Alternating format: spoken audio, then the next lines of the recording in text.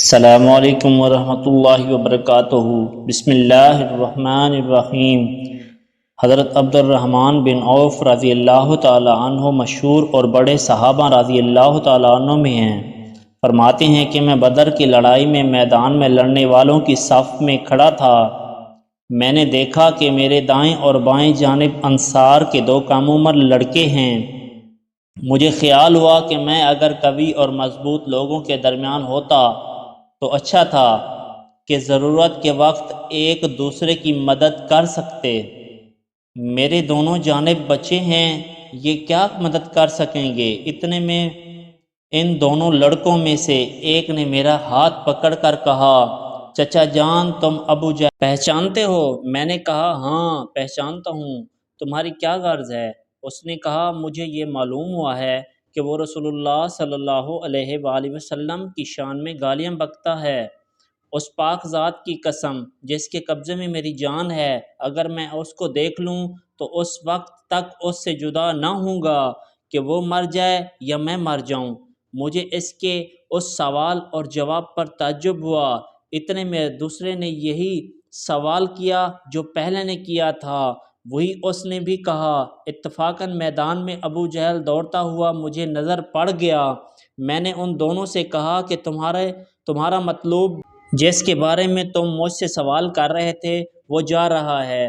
دونوں یہ سن کر تلواریں ہاتھ میں لیے ہوئے ایک دم بھاگے چلے گئے اور جا کر اس پر تلوار چلانی شروع کر دی، یہاں تک کہ اس کو گرا دیا۔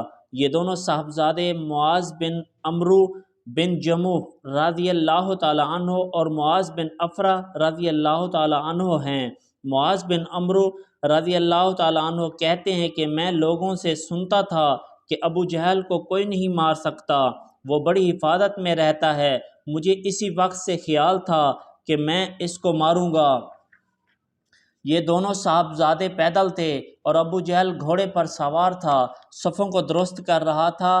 جس وقت عبد الرحمن بن عوف رضی اللہ تعالی عنہ نے دیکھا اور یہ دونوں دوڑے تو گھوڑے سوار پر براہ راست حملہ مشکل تھا، اس لیے ایک نے گھوڑے پر حملہ کیا اور دوسرے نے ابو جہل کی ٹانگ پر حملہ کیا، جس سے گھوڑا بھی گرا اور ابو جہل بھی گرا اور اٹھ نہ سکا۔ یہ دونوں حضرات تو اس کو ایسا کر کے چھوڑ آئے تھے کہ اٹھ نہ سکے اور وہیں پڑا تڑپتا رہے، مگر معاذ بن افرا رضی اللہ تعالی عنہ ان کے بھائی نے اور ذرا ٹھنڈا کر دیا کہ مبادا اٹھ کر چلا جائے، لیکن بالکل انہوں نے بھی نہ نمٹایا۔ اس کے بعد عبداللہ بن مسعود رضی اللہ تعالی عنہ نے بالکل ہی سر جدا کر دیا۔ معاذ بن عمرو رضی اللہ تعالی عنہ کہتے ہیں کہ جس وقت میں نے اس کی ٹانگ پر حملہ کیا تو اس کا لڑکا اکرمہ ساتھ تھا، اس نے میرے مونڈھے پر حملہ کیا جس سے میرا ہاتھ کٹ گیا اور صرف کھال میں لٹکا ہوا رہ گیا۔ میں نے اس لٹکے ہوئے ہاتھ کو کمر کے پیچھے ڈال لیا اور دن بھر دوسرے ہاتھ سے لڑتا رہا، لیکن جب اس کے لٹکے رہنے سے دقت ہوئی تو میں نے اس کو پاؤں کے نیچے دبا کر زور سے کھینچا، وہ کھال بھی ٹوٹ گئی جس سے وہ اٹک رہا تھا، میں نے اس کو پھینک دیا۔ اس طرح کے متعدد واقعات سننے کے لیے ہمارے چینل کو سبسکرائب کریں۔